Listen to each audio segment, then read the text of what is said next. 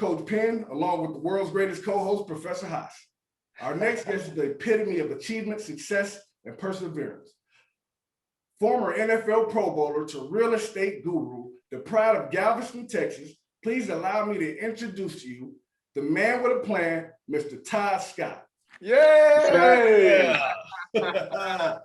Yes, sir. You left one of those accolades off. He is a member of Kappa Alpha Psi Fraternity Incorporated. Yes, sir. Yes, sir. Yes, I left sir. that for you. Yes, sir. Hey, before we get into it, man, you know, I heard so much about you, man. So many great things, you know, mostly about how good of a basketball player you were.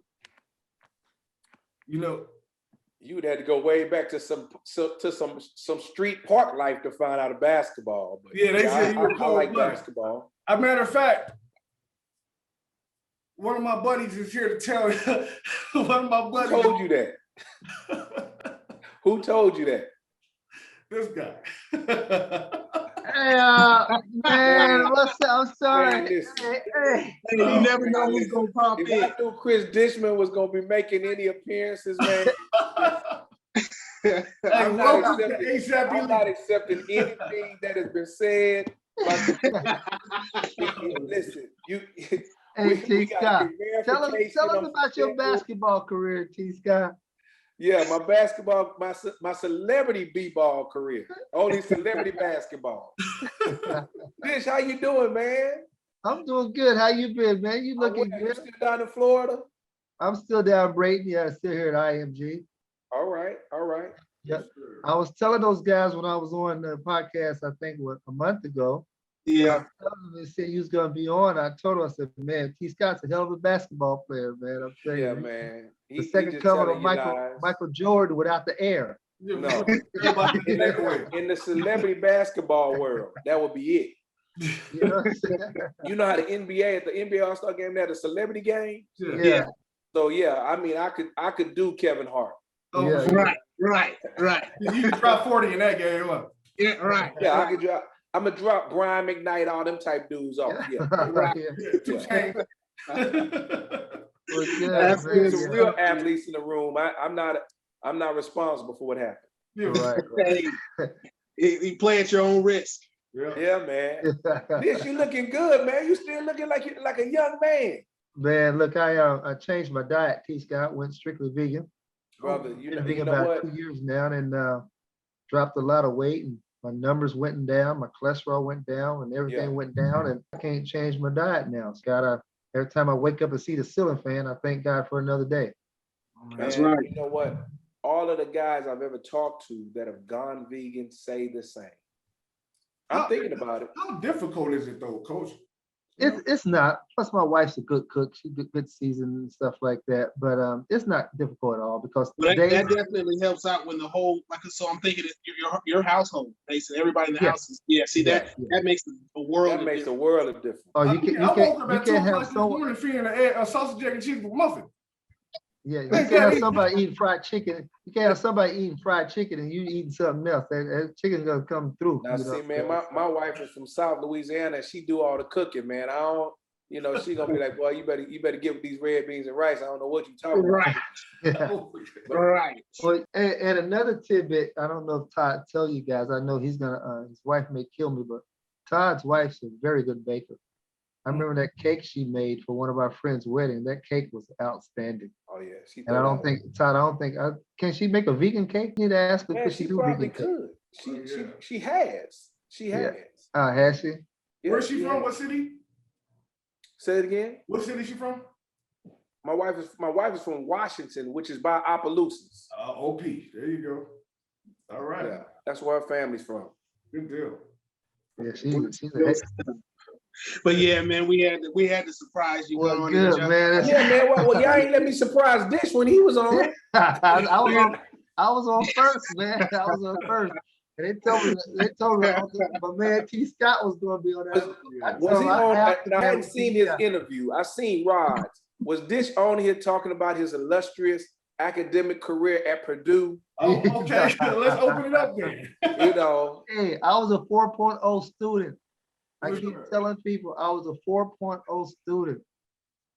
That's good stuff right there. Hey, coach, what about your basketball? What about your game? How are you on the hard?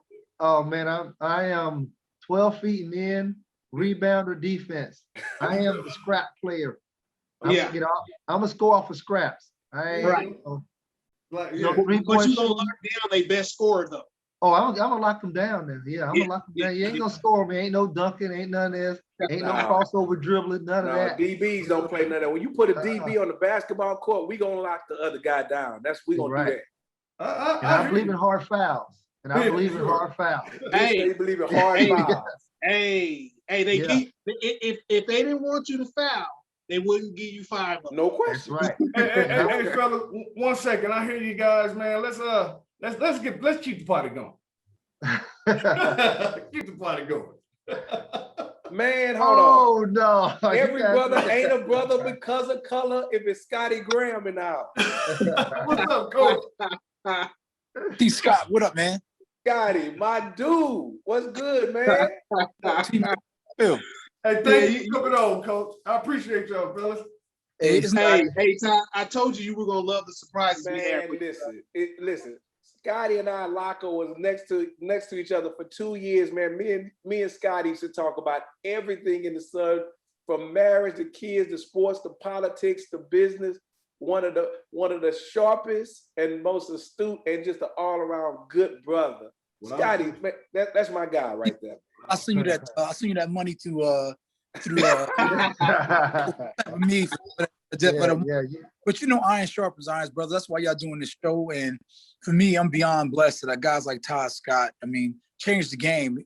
And I'm glad we're giving him his roses now, because if you look at Tony Dungy and some of the people in our defense, Todd was some of the components and the people who helped that thing develop. And for me, you know, along the way, I earned a little resource, but I gained some brothers. And that to me is the most important thing about this whole thing. Yeah. Absolutely. Scotty, you coaching? You're coaching now at Arizona? Man, I'm teaching, I'm coaching, I'm loving on these young brothers, man. I'm just doing what I do, T. Scott. It's an extension of the locker room, you know I that. already know how you do it. I Just know giving when I them was talking to Hassan about you, I said, man, Scotty, that's my man. But I said, Scotty's at Arizona State. He said, nah, Scotty's at Arizona now. I said, huh? Like Jay-Z said, everybody didn't want to sign Beanie Siegel, man. Sure. Hey, fellas, real quick, before we get going, like I say, to you, it's a reunion and it may not be major, but to me, this is an honor. Absolutely. I thank you guys. You know, I thank you guys repeat, guys coming on the show to support us. Scotty, man, you're an unbelievable cat, man. You too, coach. I'm just so grateful, fellas. Thank you. Well, it goes to credibility of y'all, because I don't do everybody's, and I'm not doing it. I'm at work. I'm a 9 to 5. I told you, Scotty's saying, every brother ain't a brother. Just as because well. of color. Yeah. So if Scotty coming back on, that tells you everything you need to know about yourself. Yeah, that's it. Third time.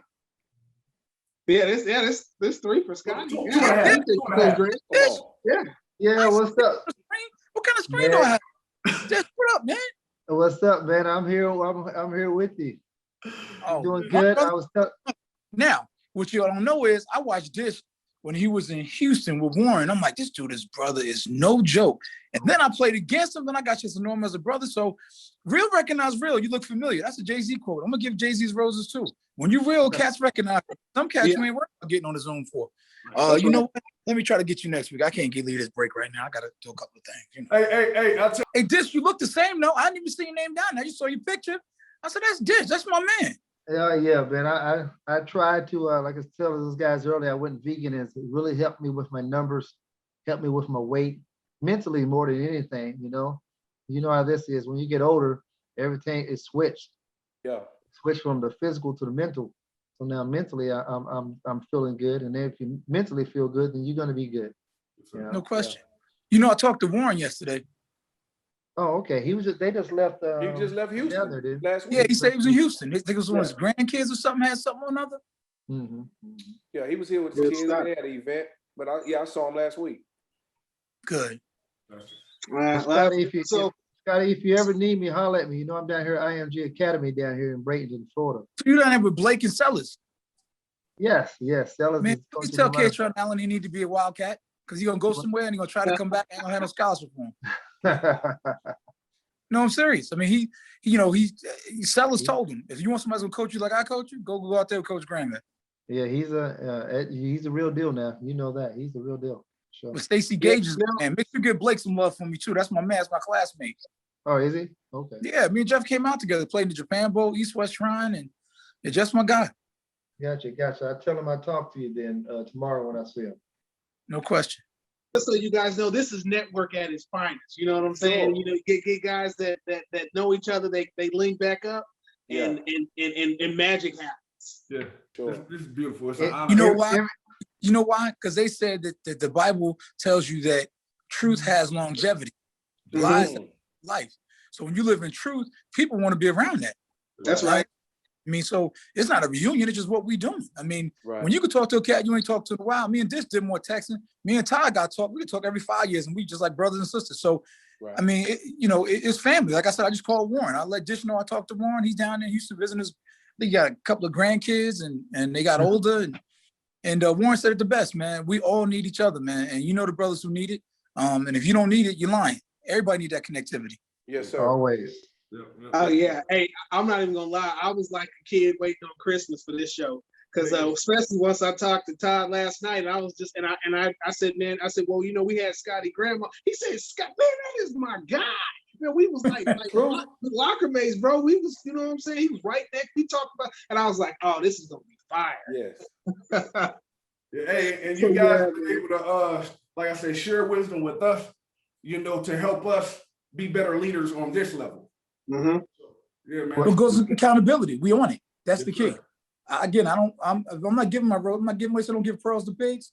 I ain't giving all my nuggets to everybody. Don't deserve it. No, absolutely. University of Arizona paying for these nuggets to get these young guys out here.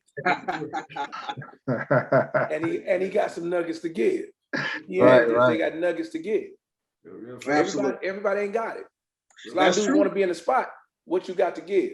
Yeah, you're right. Hey, so fellas, I hate to cut it short, but now it's time for Mr. Scott's Nuggets. Oh, okay. Well, you know what? I got a break. I want to love one Todd. You know, I got to get back to work. We're in the middle of getting our guys orientated. Dish, I'll give you a shout. Todd, okay. I don't know if you got my updated stuff, but Coach Penn will give you my cell. And I think I'll just text both of y'all. I'll text you, Todd, and I'll text you too, Dish. And we'll talk soon. I love you, brothers, man. Salute. Love you, bro. All right. Hey, Coach, appreciate you, back. All right. Galveston is responsible for producing legendary athletes. The most players in the NFL. Yes, sir. Can you do the honor of introducing yourself, how you were introduced to football, and up until when you decided to hang up the cleats? I started playing football when I was 8 years old for the Galveston Packers in the YMCA League.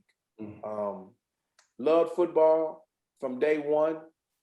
Grew up watching the Cowboys. Loved all of the NFL, but especially Dallas Cowboys. You know, in the 70s, that was America's team. Still love the Oilers too, but Pittsburgh would always upset my Oilers. So I hated Pittsburgh or Oakland, and rock with the Cowboys and the Oilers. But man, football, I've loved it just since I was a young boy. I think I was just destined to be in and around football.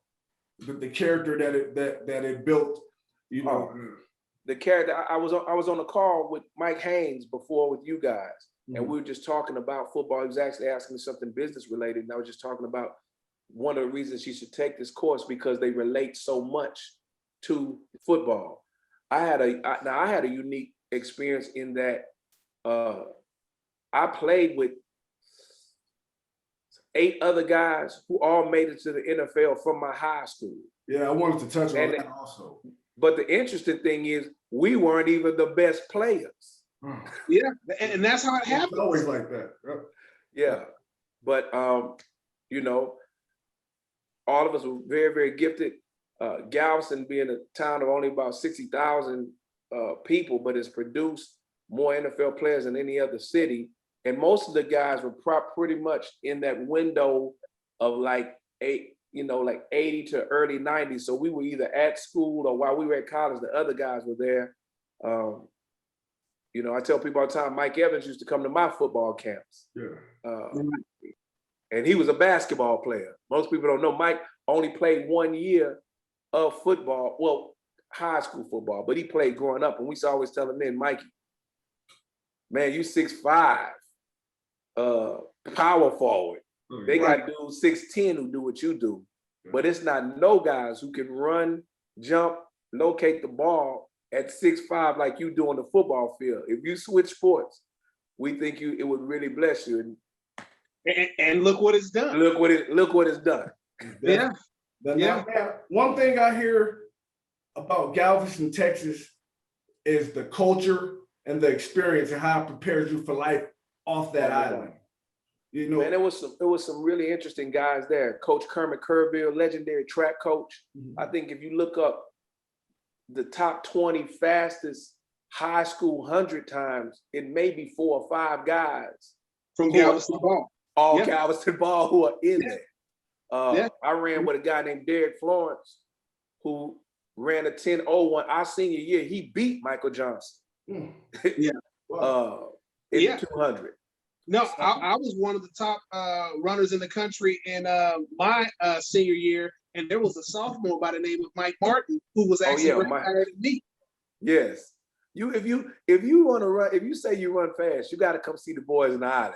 You got to come see it. My junior year, they won this 4x1 in at the state track meet. Yeah, man. I heard the same thing from bruh man from the 5th floor. Oh Lord, man. Do you know Reggie Ballard? No, I just heard his interview, man. I would love to meet that cat. I will tell you what people don't know. Reggie was an All-American middle linebacker. Went to SMU. Went to SMU. When SMU, not Texas or Texas A&M, when SMU in the 80s was the school. Right. Because they was paying all the players and giving away cars and all of that. Yeah, for sure. But listen, how many high school middle linebackers do you know can run the third leg on a nationally ranked 4x4? And they don't know. Listen, they ran 3:10 and came in third. Wow. That ran the third. How many high school middle linebackers do you know? I'm just saying, 6'3", 225 pounds, getting the stick on third leg in the quarter and going to get it. That's why I tell everybody about Rick. You know, and he was bruh man when we was growing up, man. So he ain't even acting. That's Reggie, man. That's how I can tell. Yes, sir. Hey, when did you decide to hang up the cleats? What was that made you hang up the cleats? That made you decide to? Oh, it's an interesting story. 1998 was my last year. 97, I just finished up with the Chiefs and I was at home. My former coach, Dennis Green, called me up in week 12 and said, Todd, are you in shape? I said, nope. He said, I want to bring you in anyway. I go in there back to the Vikings where I started, had the worst workout in history. He said, we want to sign you. I said, Coach, no, man. I said, Coach, I ain't got it. He said, you sure? He said, man, I just need you for the playoffs. I said, Coach, I'm done. Now, that was the same year they wound up going 15-1 and made it to the NFC Championship game. Yes, the Falcons. So I'm watching that NFC Championship game thinking, Lord, did I just give up my chance to go to the Super Bowl? No, why? I was not happy when Anderson missed the field goal. I wanted my guys to get there, but I was like, whoo. But I tell you, on that playoff run, I was thinking, now look, you could have been there. But I didn't have it anymore. I played 7 years, tore my Achilles in Tampa. Probably the determining factor was my young son, Kenyon Scott. He had just been born. I had been playing with him for all of those weeks. And when I got to Minnesota, I just couldn't get him off my mind. And for me, I had never played football thinking about anybody. Yeah, that's right. I'm 5'11", within 200-something pounds. And I just played with reckless abandon. And I just wasn't going to be able to play the same way because I was thinking, I'd never considered, what if I get hurt? None of the thoughts that I was having had I ever had. But this little boy, man, drew those things out of me. And I told Coach, I said, Coach, I'm done. You know, that's funny because when we interviewed Barry Minter, that's what he talked about, right? Yeah. You know, he talked about family. And I remember his last year when he went back to Cleveland and it just wasn't there. He missed his family. He was just like, Man, it's a different, different dynamic. I never, I don't think about anybody but myself and the team when I was playing and when I was in that culture. So to be thinking about, a baby or what if this, your wife, my wife is at home. I couldn't even concentrate to play the way that I needed to play. And I knew it. And it scared me because I said, if I go out there like this, I may get hurt. Yep. Right. You receive closure from somewhere, though. That's one thing about this game. You usually walk away when you receive that closure. When you can be satisfied with leaving the cleats unlocked. Yeah. Well, and one of the things that I think is awesome that you brought out, that you said actually without saying, is when you have a coach as legendary as Denny Green. Yeah. And you go, he called you, hey, are you in shape? Because first of all, coaches know their jobs are on the line in the playoffs. Right. So he picked up the phone and said, man, basically before this call, this is just me ad-libbing, right? Man, I gotta see if Scott's ready. If Scott's ready, bro, that's what we need to go through this playoffs. And so when he called and asked if you were in shape, that says a lot about the player that you were, but also the man, because I don't care how good of a player you are, that call doesn't get made if you're not, one, a great player, and two, a great person. That's right. I mean, I'd had history with Coach Green, been very successful. So, and I had I been in shape, I could have definitely helped the team. I knew the defense. Actually, the guy who was playing free safety was actually my backup in college. So Orlando and I had played together. Robert Griffin was there. So I know I could have brought value, but I just wasn't in shape. And I could have actually stayed up there 2 weeks and got in shape, because he said, man, stay here and get in shape. Yeah. But I wasn't in shape mentally. I had mentally moved on from the game. And that was a hard thing for me to accept, because I played football since I was 8. So, and then the years coming to that, man, that was a mourning that had to take place, because that was a death. I had to kill it. Yeah. Absolutely. You made peace. Had to pull the plug. You know what I'm saying? So I understand that, definitely. So how would you say that the work, the ethic, and the values translated to life after football, with everything that you put into it to be great? Man, I run my company now, Great Scott Enterprises, like a football team. Mm-hmm. The tenacity, discipline, diligence, everything. I have that conversation with my son and my wife who work with me, and all my employees all the time. I believe it's my secret sauce. God gave me the opportunity to be in an environment where only half of a 1% make it. Mm-hmm. So why would I not utilize all the skills, the tools, and everything I've learned in business in that? I believe it gives me an unfair advantage over most businessmen because of my mentality and how I approach business from a sports perspective.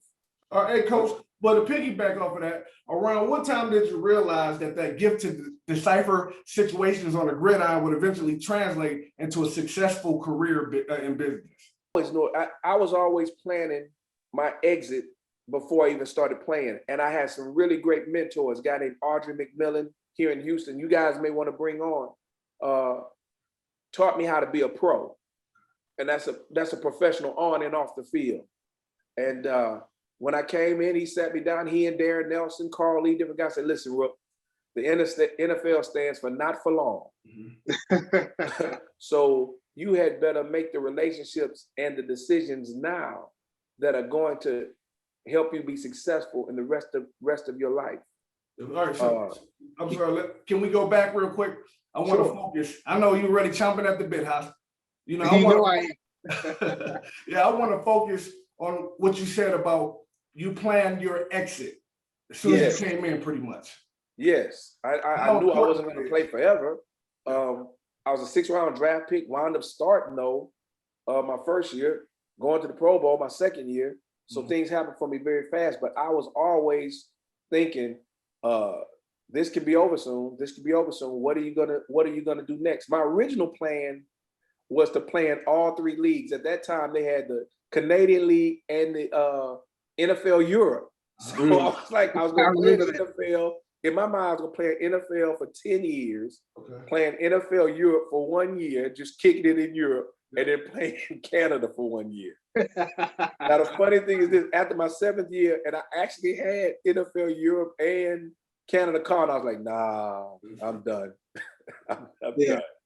You know, it's funny when you talk about, and actually not funny, but it's refreshing more than anything when you talk about planning your exit. You know, and really what it is beginning with the end in mind. Mhm. Oh, that's all We it is. actually our last interviewer, the interview before last was JJ Burton, and that's exactly what he talked. Man, do y'all know everybody that I know? Oh man. Yeah, man. At the end of the year, y'all gonna have to have a complete round table of everybody y'all done bought on, man. Yeah, listen, man. No, I we want to might have a just have to party. do I it. want to throw a big get Come together, on, man. Yeah, man. But that's what he talked about. Well, it is funny because we're seeing a trend.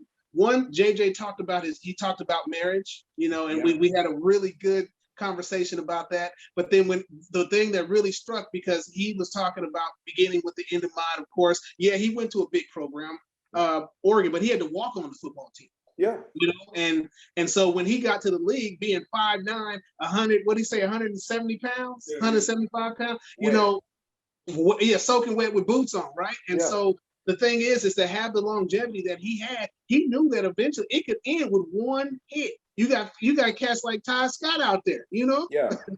Yeah, I'm trying to get you too. Yeah, for So sure. yeah, man, it's just it's a blessing just to hear you guys talk, because this is stuff that you're not going to get otherwise, right? You a lot of cats today, like that's all they think about is honestly getting to the league. Not realizing that Right. you know, careers don't it does stand for not for long, and Man, listen, it's going to be over one day. of 1 million high school athletes, 13% going to Division I athletics. Of that 13%, half of a 1% make it to the NFL. Of that half of a 1%, 70% is gone in the first 3 years. And that's, as the young people would say, facts. That's facts. Now, if you don't want to, if you know, I know you may think you're going to play 20 years or whatever, but they got a 100-year history against what you say. I'm not saying don't try to do it, because I played with Chris Carter, Randy Moss, Steve Jordan, a lot of guys who had Warren Moon, guys who had long careers. But for the rest of us, you better be making some preparations. That's right. Right.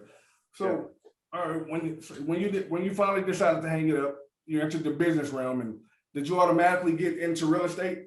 I did. Actually, while I was still playing, I got into real estate. I was flipping homes while I was playing. Audrey McMillan again. Audrey was 8 years older than me. When I came to the Vikings, Audrey was a cornerback, taught me how to play press man to man. When he got out of the league, I was still playing. He was already in real estate. I started doing real estate deals with him. He's my friend and my mentor. So he really put me on game. I have a question about that. I always wondered, you know, so when you entered the real estate game, how noticeable was the redlining issue? Not noticeable at all. And we started off building properties from the ground up in Third Ward. So I know that exists. It was certainly much more prevalent in the 60s and 70s when it wasn't as much information even out there about redlining. But I mean, like with anything, man, you make your money when you buy in real estate. So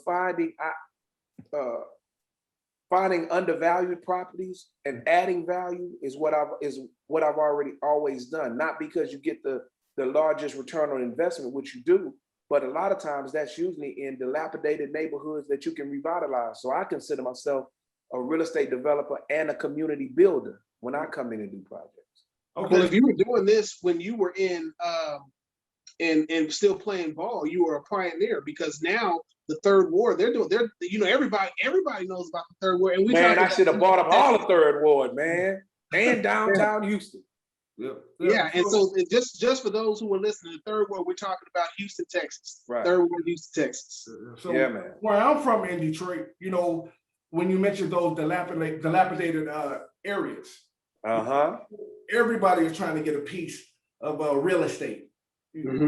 What kind of trepidations or trouble or obstacles did you run into when you were first starting out that you can pretty much give back to us. Every entrepreneur usually has the same problems: access to capital and finding good deals. I tell people this all the time: you're only marketing for two things, really, in real estate: deals and dollars. If you got some money, find a deal.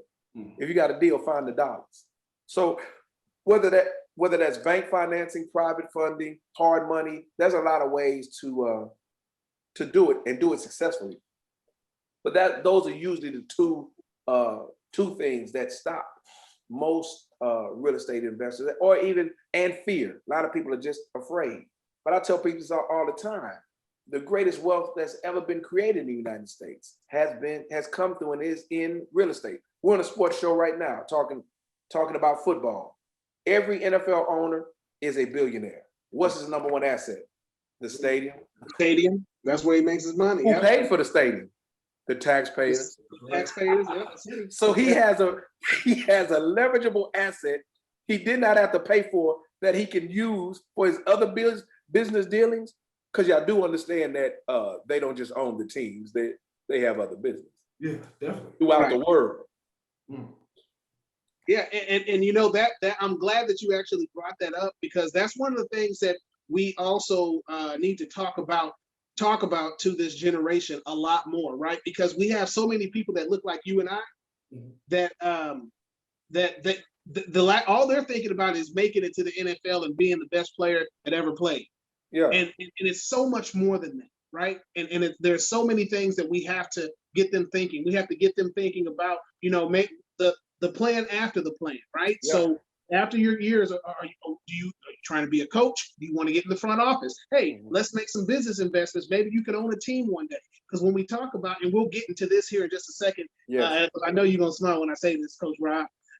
It's gonna the minority hiring process can be fixed if we start owning teams. Oh, no question. No Yeah. question. Yeah. That's one of the things I looked at. People used to ask me all the time, man, do you want my son Colin graduated from Mandeville High School, went to Louisiana Tech, played middle linebacker, full scholarship. Everybody's like, do you want to play in the NFL? I said, no, we already did that. I want him to own a team. So everything that we've been doing has been to try to get the wealth to a level to where we could be a player on that side of the game. We already played in the game, man. That's right. If you do that again, okay, we've already done that. There's no growth in that. Absolutely. So, Hey, but it's just I want to go back real quick. What actually sparked your interest in entrepreneurship? Oh man, I just saw that just came innately. I'm a person who really places a lot of value on time as opposed to money. I've always understood if I have more time, I can get more money. But if God called me home right now, I can't say, well, let me give you 5 million, 10 million. No. So it's not money. It's the freedom of time and the freedom of choice. I can't say anything other than God given. God just always put that in my heart and put me around people who have like minds, who either coached, preached, or modeled that. So that was just natural for me. My dad was my high school guidance counselor. My mom was my middle school principal. So all my family is educators. So it didn't come from that, but I always had a spirit of entrepreneurship. That's just something God given. Yeah, I was doing, extensive research on you, and I was like, how? How? I mean, my thing is, I knew I wanted to be an entrepreneur. I looked at a bunch of different areas. I noticed that real estate was the common area where everybody made the most money. Now, I keep it simple. Again, I'm an old football player. If you don't stop these plays, I'm not going to change it because of innovation. I've heard it say that Bear Bryant was better at running your plays than you. Okay. So I don't need to learn new plays. Let me take these plays that have already been successful and put my personality and spin on them, and then see what it do. I hope y'all was listening to that. Because that was a nugget right there. Yeah, I took that. Like, that was for me right there. Again. Yeah, man. A lot of people are big on innovation. I say, man, let's take what's already working and make it better. Yeah, why try to reinvent the wheel?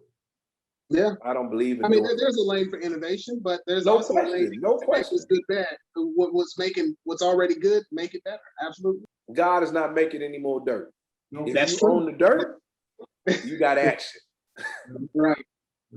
That's right. So one of the things that one we met in a I guess in a spiritual setting, Yeah. right?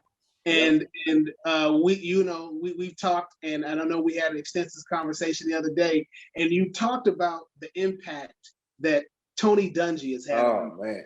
And then here's the thing: is we probably have Coach Penn, how many? At least 2 or 3 other people on the that talked about Tony Dungy. Man.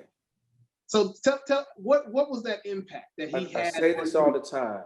With all due respect to my pastor and my father, he is the greatest man I've ever met on earth. Tony has a way. I say this. He is a pastor whose pulpit is a football field, that he does not overtly teach or preach any messages about God, but if you spend any time with him, you will leave a person of faith and just his impact, his way, everything about him. And most people don't know how fun-loving and funny he is. He's really as cool as Don Cornelius when you see him on TV, but loves a lot of sports, man. Was a great basketball player.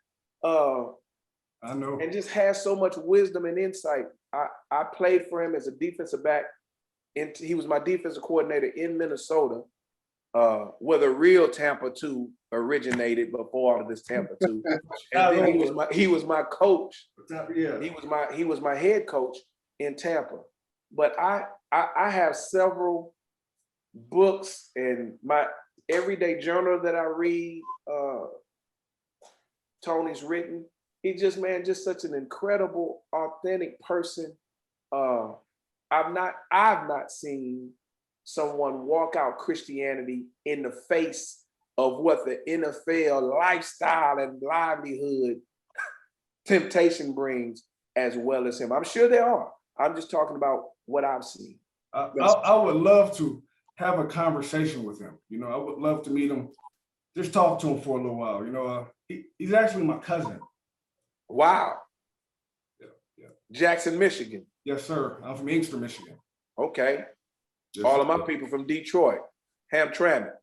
Yep, there you go. Yeah, I would love to sit down with him and pick his brain, man, because you guys, speak so highly, of Man, him. the dude is just, man, words can't convey what my heart wants to say about that dude. I hear you. I don't have the words to convey what my heart wants to say about him. And it's not that people just talk well of him. Yeah. What you just said about being one of being the best individual in the world history. I'm talking about that I've met on earth, and I know a whole lot of people. I've met a lot. My dad was a great man. My pastor's a great man. Tony. And see, that's the kind of sentiment that Ricky Porter said. Yeah. When we interviewed him, he had that same sentiment about this. So it's just like, it's one of those things. It's like I gotta talk to this guy. Gotta talk to him. And you don't even. I didn't even know it till years later. The guy had an impact and still does on every area of my life, as a man, as a husband, as a father, in every aspect of my life. I think about the manner in which he would deal with something, or just his thought process. And make no mistake about it, I tell this all the time too. Don't forget, he's great at X's and O's. Don't get it twisted. Don't get it twisted. Not good, great. He was a quarterback. He was a quarterback in high school and college. So although he's known as a defensive coach, he's much more offensive minded than people would ever imagine. There's 2 people I would like to meet the most: Barack Obama and Tony Dungy. Okay. Not in that order, whichever one. Right. That's good stuff. Yeah, I read also that, you stated that you being the player development director of the Texans actually helped you prepare for real estate. How is that? Oh man, it's just dealing with, a lot of different personalities, meeting people, and just the similar skill set. Ultimately, it has to be, whether you're selling yourself or selling a product, if you're developing skills that are going to help you do that, in a manner where the other person feel like they won as well, then that's a really, really great, really great skill to have. So the Great Scott, your company. Can you let us in and explain to our audience what you got going on there? Great Scott Enterprises is a multifaceted real estate company. We primarily specialize in real estate investing, property management, and consulting. I own 117 units in Galveston, Texas, that I partner with the Galveston Housing Authority to facilitate their housing needs. I like to say I'm essentially going back and buying back my hood. I buy a lot of properties that are in some of the best located areas in Galveston.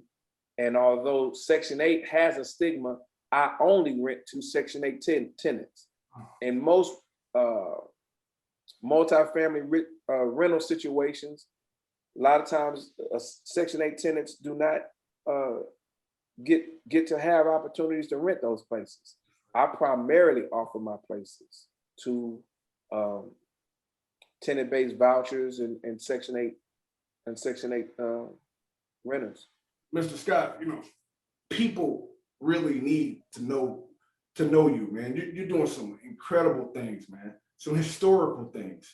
Like I said, I just want to thank you for all the work that you've done, for moving everything forward, man. Just tip my hat to you. All right, so salute to you both. You said that also that you wanted to expand your company by teaching active and recent athletes how to leverage their net worth for lifelong financial security. Man, I am tired of hearing the stat 80% of NFL players are broke and or divorced 2 years after the game. Mm-hmm. One of the things I know is real estate would really be a great tool for guys to use because it's tangible. You can touch it and it's real. Mm-hmm. I like to tell people all the time, man, I'm really in the shelter game. As long as people need shelter, I got a job. Yeah, for sure. Even if money, when the pandemic started, even if the US dollar's no good, I can still say, hey man, listen, you got to pay me in broccoli, bushels and corn, fix my car, cut my hair, because everybody needs shelter. That's right. So I think real estate is an easy transition for players. I want to and have done different seminars, participated in different things through the league and outside of the league to help guys understand how they too can be real estate investors. I love real estate, so I'll talk about real estate all day, but I hate hearing that stat. 80% of NFL players are broke. Mm-hmm. 2 years? Yeah. After leaving the game? Yeah. So, and my thing, the way I operate, it's not good enough for me to just say it. Okay, Todd, what you gonna do about it? You teaching? Right. You teaching some people? You modeling? Be part of the solution. Yeah. Okay. So what you hate the stat? You gonna do something about it? So, and I've successfully coached and mentored several players who are now very, very successful with their own real estate companies. That's good stuff right there. Yeah. I personally, ultimately, 2 years from now, if I get the right management in place, I want to just be coaching guys on how to do what I've done. That's real. I personally would like to know more about it. It always has interested me. Yeah, we'll definitely have to chop it up.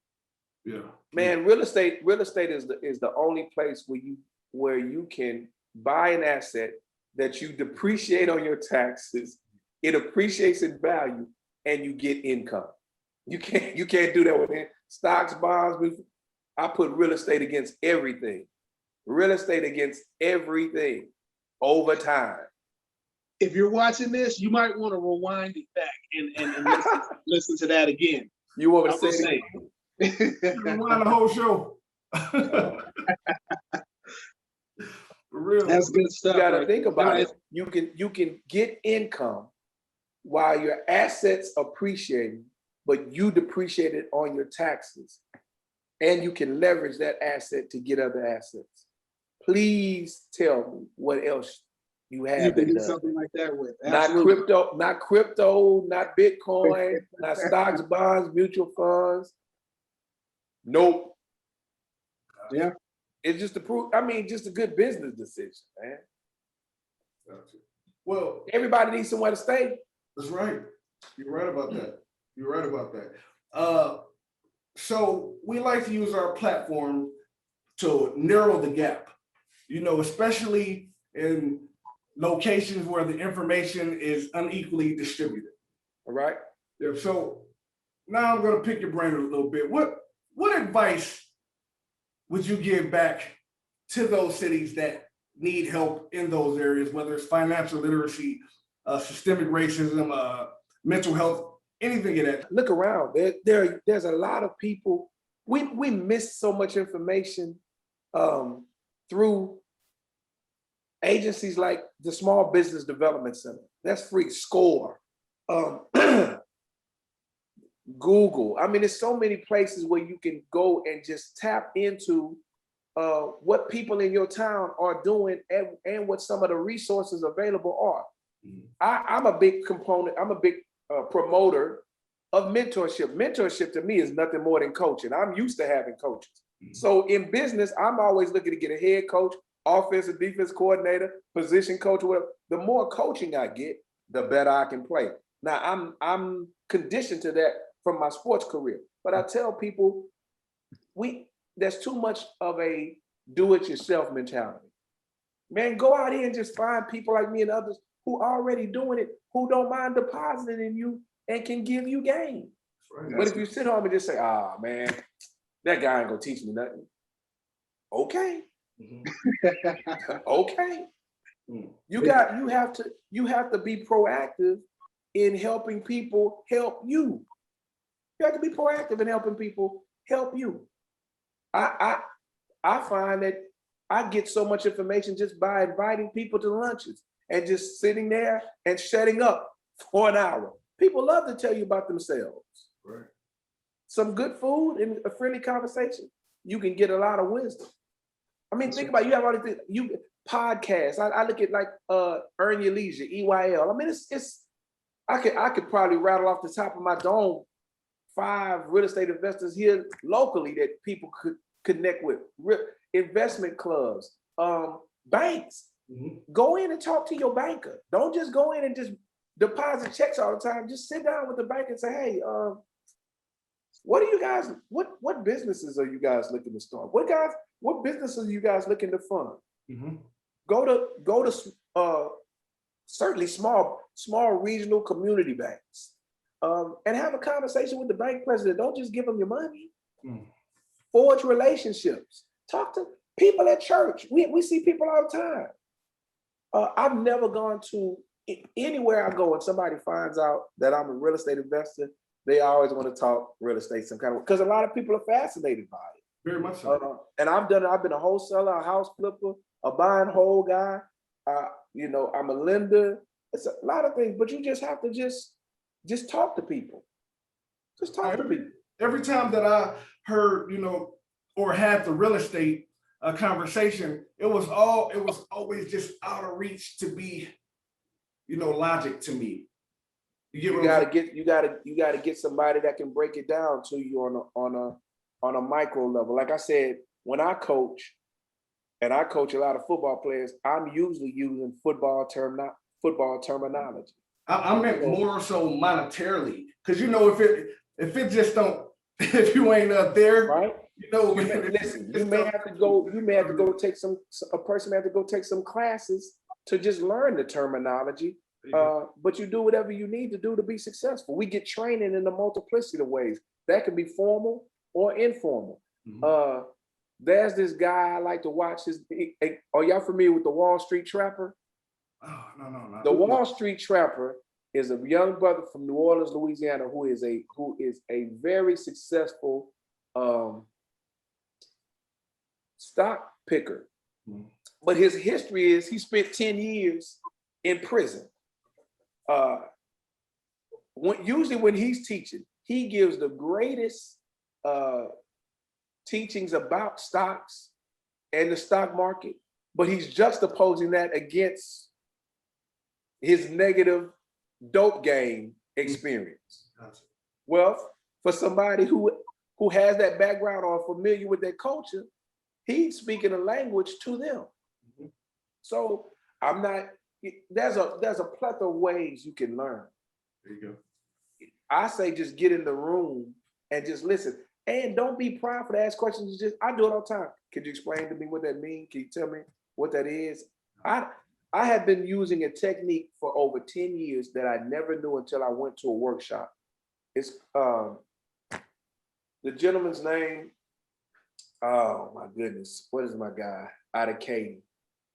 But basically it's called forced placed appreciation.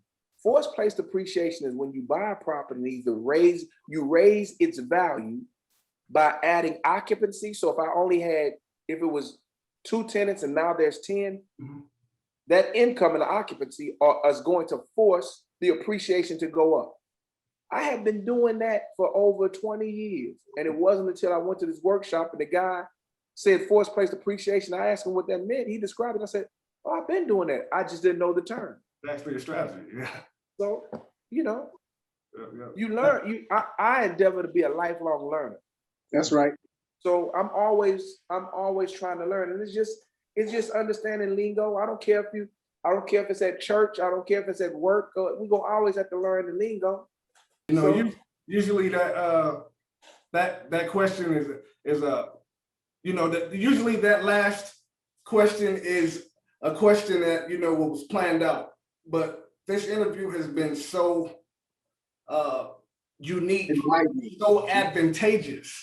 It's like go ahead. Take the rock. Professor. Yeah. Yep. Impressive, man.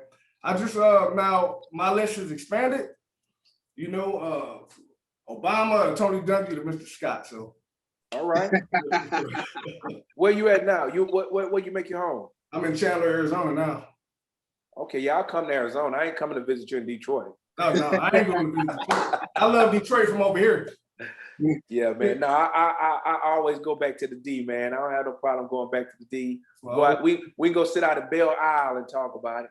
All right, for sure. Let's talk about it. Yeah. Man, hey, thank you so much for coming on, man. Thank you for having me. Yes, sir. Yes, sir. Newt, you already know. Anytime we get to chop it up, it's always gonna be a good time. My pleasure, Fi. My pleasure. Yeah, such a great time. Thank you, man. All right, you have a good day. Yes, Take sir. care. Well, Man, that was fire. In your words, that was fire. fire. Straight up fire. And it's not like, look, I'm gonna give you it's that white flame at the bottom, the one that's the hottest. It ain't the little orange flame at the top that's where it's cool. It's the hottest part of the flame. That's what kind of fire we was just messing with. With the whole show. The whole show. The entire show, man. It's just gosh, man, I just thank the good Lord above, man, that I can actually, sit here and be a part of this, and be the catalyst for, for portraying, I'm just grateful, man. Yeah, man. Sharing it with the world. Everybody should know Todd Scott. Everybody. Absolutely. Absolutely. Yeah, what he's doing, he needs to be honored for what he's doing and the way that he moves. He's all about what this show embodies, man.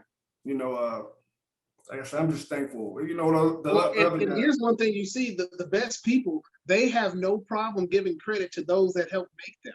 You know what I'm saying? I mean, that's one thing that we constantly hear on each show. Like, these men that are doing all this stuff, right? They give homage to those who and listen, I wouldn't be the person I am today without this person, and this person. Yeah. And they all know each other. All these great men know each other. That's the secret, man. That it's not even a secret. That's what you have to do, man. Your network, it really defines your character for one. You get what I'm saying? But it's so important, man. It's so important. That the beginning of our show was filled with so much wisdom. Wisdom that a lot of people will never experience, because of the heights that they've achieved. You know what? Like I said, man, I'm just thankful, man. So, yeah, Another one. Another hot one. Another hot one. Yes, sir. Till next week. We'll see you later on ASAP Elite.